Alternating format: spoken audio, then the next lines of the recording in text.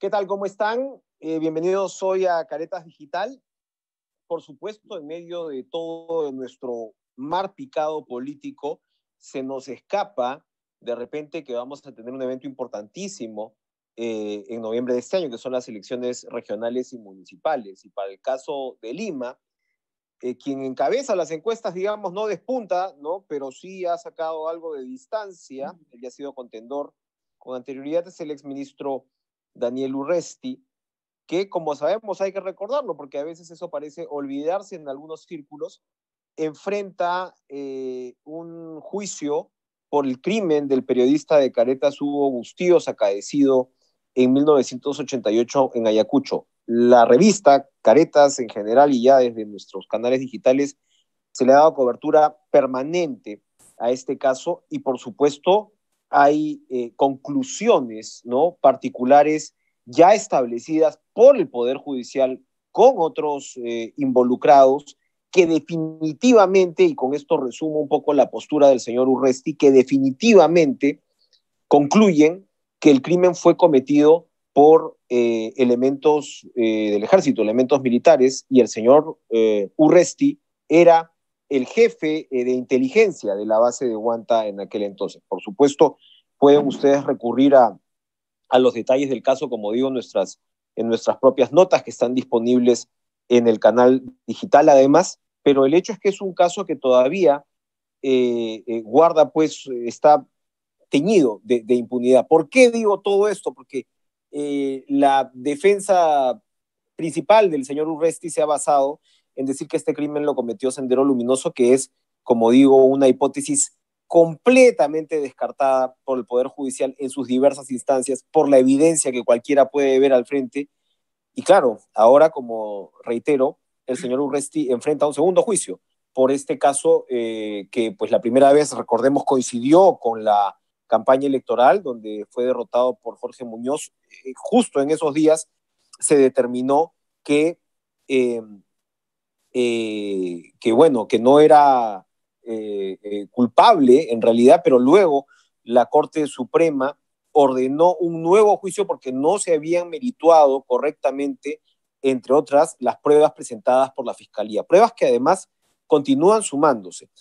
Pero bueno, ese es el contexto un poco a grandes rasgos, y la última edición impresa de Caretas trae una interesante nota de Charmelí Bustíos, que no solamente es activista de derechos humanos, periodista como tal, sino que es hija, por supuesto, de Hugo, que nos cuenta su experiencia en Omán, en el Congreso Mundial de la Federación Internacional de Periodistas, la IFJ, por sus siglas en inglés, que se trató, ¿no?, de combate a la impunidad de crímenes contra periodistas, y ella nos presenta, pues, una galería de casos que conmueven, y conmueve más en realidad que el caso de Bustíos haya sido reconocido y destacado en este evento. Estamos ahora con Charmelí, que nos atiende desde Ayacucho, a quien le damos, como siempre, la bienvenida. ¿Qué tal, Charmelí? Muy buenas tardes, Enrique. Agradezco, como siempre, este espacio que de manera permanente, consecuente, me da la revista Caretas, justamente para hablar del caso de mi padre, ¿no? Yo considero que es sumamente importante el seguimiento de estos casos, y más aún cuando la impunidad es algo latente en este caso, ¿no? De manera pues, que lo agradezco. Sí. Vemos, a ti las gracias, vemos que describes, ¿no?, los casos que se tocaron, ¿no?, en este evento. Está Sandhya Ekneligoda, esposa del periodista de Sri Lanka, Praget Eknaligodia, desapareció en el 2010. Está el fotoreportero Motasem Murtaja, ¿no?, hermano del fotoperiodista palestino Yasser Murtaja, que también fue asesinado en el 18. Ellos participaron, así como tú.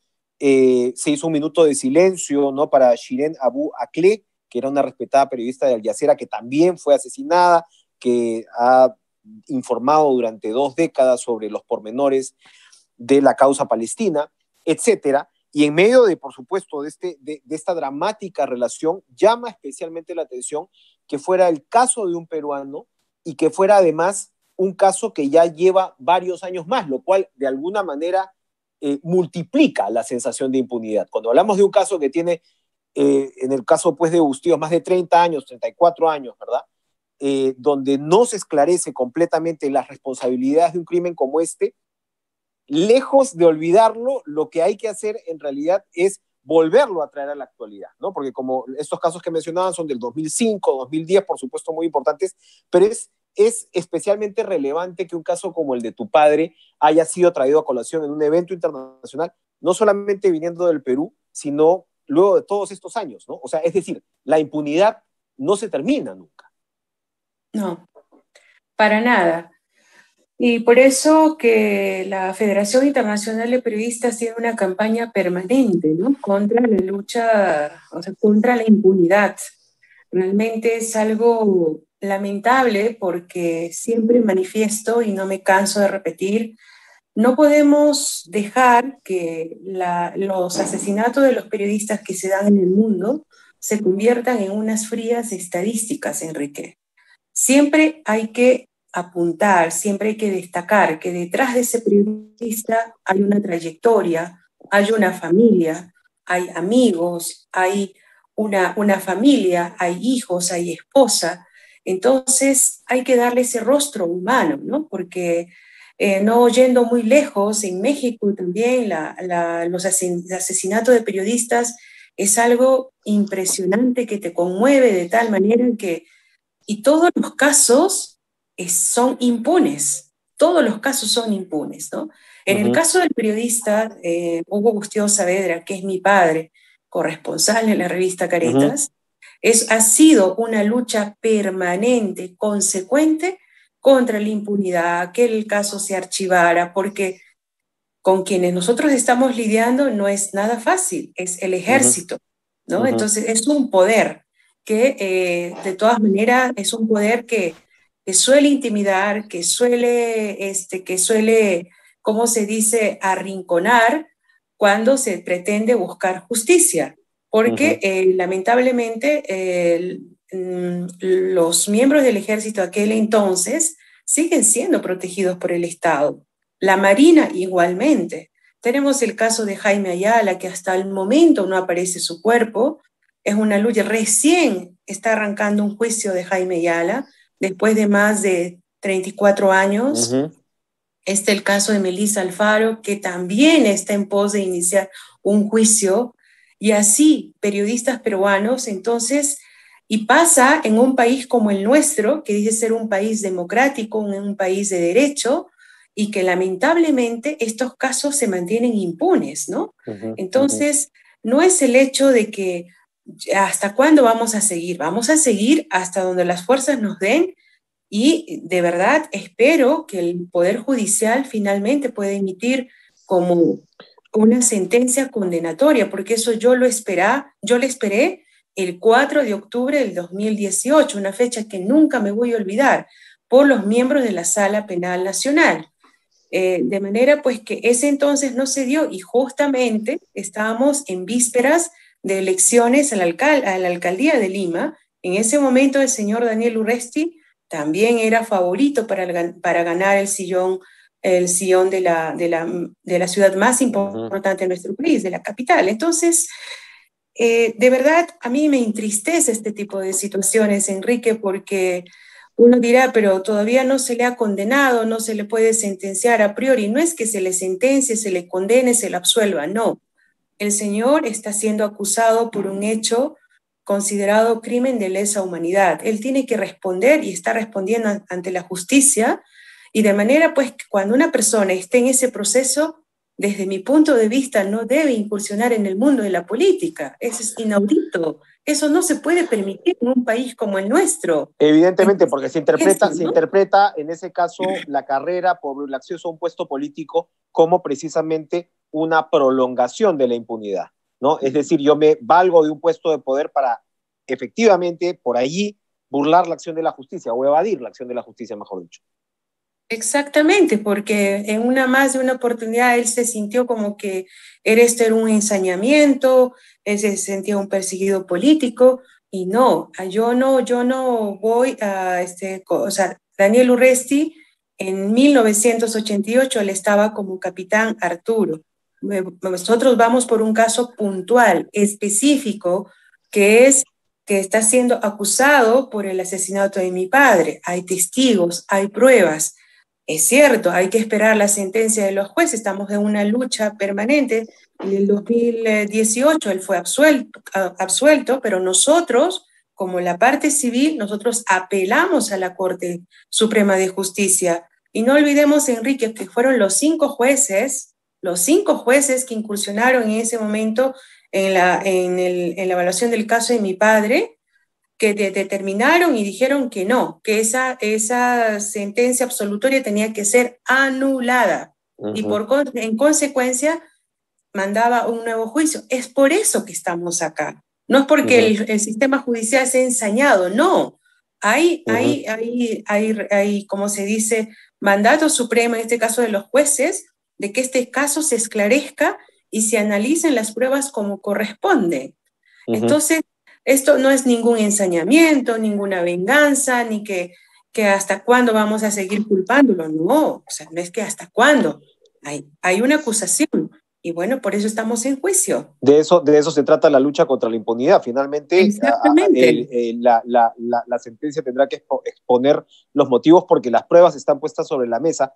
Y volviendo al tema no hay que olvidar, ¿no?, que esto pasa por más de una década antes de que discutamos sobre todo el tema de impunidad, por una suerte de encubrimiento cuasi oficial por parte del ejército, lamentablemente, que fue lo que Caretas cubrió, que fue, digamos, yo diría, por supuesto para ti todo ha sido duro, pero diría que esa fue de alguna manera la etapa más dura en términos de poner el caso sobre la mesa, ¿verdad? O sea, porque ya hay sentenciados incluso, ¿no? Y luego en el devenir de los acontecimientos aparece precisamente el capitán Arturo, que incluso es señalado por uno de los sentenciados, que bueno, después cambian testimonios, etcétera, etcétera, etcétera.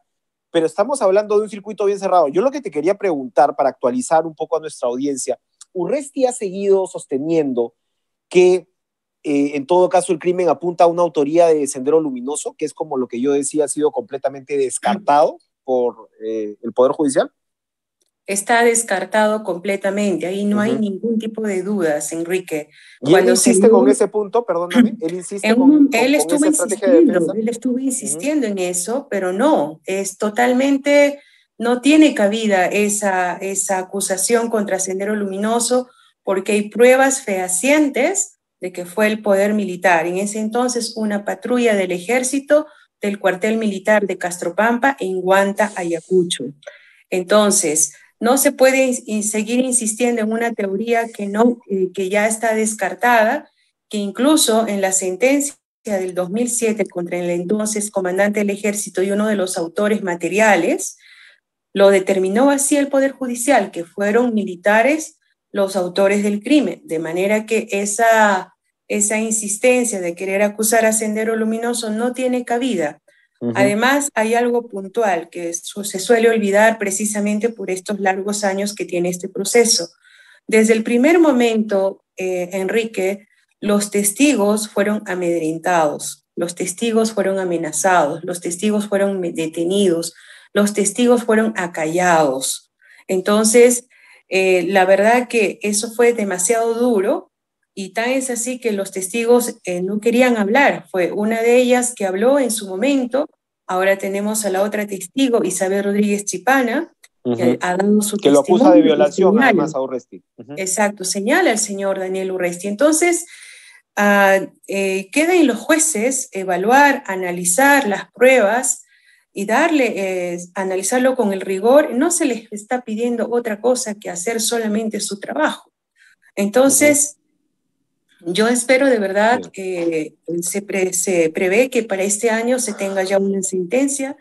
Yo espero y quiero seguir creyendo en el sistema de justicia, no porque me den la razón a mí, no porque me den la razón a mí, sino que sencillamente hay pruebas de rigor, entonces tienen que ser evaluados, no pueden ser descartados como que si fuese un ensañamiento, como que si la testigo hubiese salido de la nada, no. Isabel Rodríguez siempre existió y vivía en todo el frente donde se cometió el crimen de mi padre, ¿no? Que ha quedado incluso demostrado con fotos que salieron del archivo de Caretas, ¿no? Por Que fueron supuesto. además, digamos, tuvieron que ver con el ya famoso careo, ¿no? Donde ella valientemente Claro, por increpa a Urresti. supuesto. Esa señora no tiene nada que ganar con una acusación como Por esa, ¿no? favor, o sea, Es más bien revivir ¿qué necesidad un posible tiene de abuso ella sexual mentir? terrible, ¿no?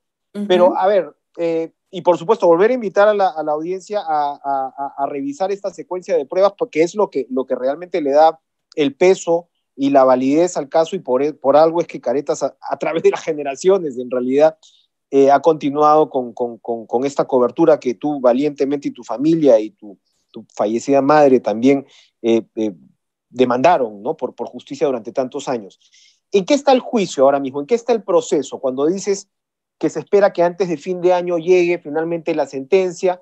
Nosotros, ¿no? En su momento conocíamos al fiscal Landa, ahora hay una nueva fiscal que está al frente del caso. ¿En qué punto está y por qué tendríamos que esperar esa sentencia antes de fin de año? Básicamente, en ese momento está en la validación de pruebas y todo lo que sigue un proceso, ¿no? Porque primero empiezan los testigos. De hecho, hay que recordar que los testigos, tanto el señor Jesús Gálvez como también Isabel Rodríguez, tuvieron audiencias presenciales acá en Ayacucho, que fue muy importante, e incluso hubo una visita a, digamos, a Erapata, donde ocurrió el crimen de mi padre. Se hizo no recuerdo ahorita el término legal, pero se estuvo en el lugar de los hechos donde Isabel Rodríguez dio su testimonio y avisando a los jueces cómo fueron los hechos, ¿no? O sea, reafirmó su testimonio. Si uno se pone a evaluar el testimonio de la testigo, va a ver que hay una uniformidad en su testimonio, que ahí no hay nada de más ni de menos, simplemente ha reafirmado lo que ha visto y lo que ha vivido, ¿no? Entonces, este proceso, bueno, en este momento está en audiencias, se está llevando de manera virtual, como todos lo saben, no está haciendo de manera presencial, y según proyecciones del abogado nuestro es que posiblemente en diciembre o antes de diciembre se emita ya una sentencia, ¿no? Estamos en ese proceso de seguir con más audiencias y de esa manera poder tener ya, esperemos, antes de diciembre una sentencia.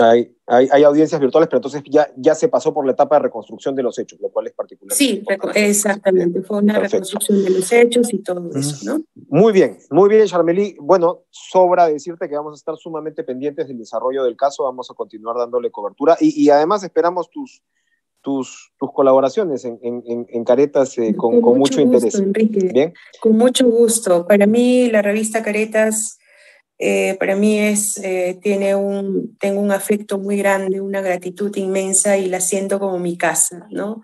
En el sentido de que puedo visitarlos con mucho gusto y colaborar con ustedes porque es como volver a la matriz de lo que fue el trabajo de mi padre, quizás en otro contexto, obviamente, muy diferente al actual, pero con mucho gusto está la colaboración y lo seguiré haciendo mientras pueda. Bienvenida siempre, Charmely. Gracias, Charmely Bustos, por acompañarnos y traernos estas importantes actualizaciones y estas novedades que, por cierto, tienen además el artículo de Charmely en la edición impresa y ya está en la edición digital donde cuenta esta experiencia, además, no solamente importante, sino exótica, ¿no? De llegar hasta un país como Oman para denunciar lo que es finalmente un caso de impunidad tan trascendente como este. Gracias, Charmely. Gracias a ti, Enrique. Muchísimas gracias y un saludo muy especial a toda la audiencia.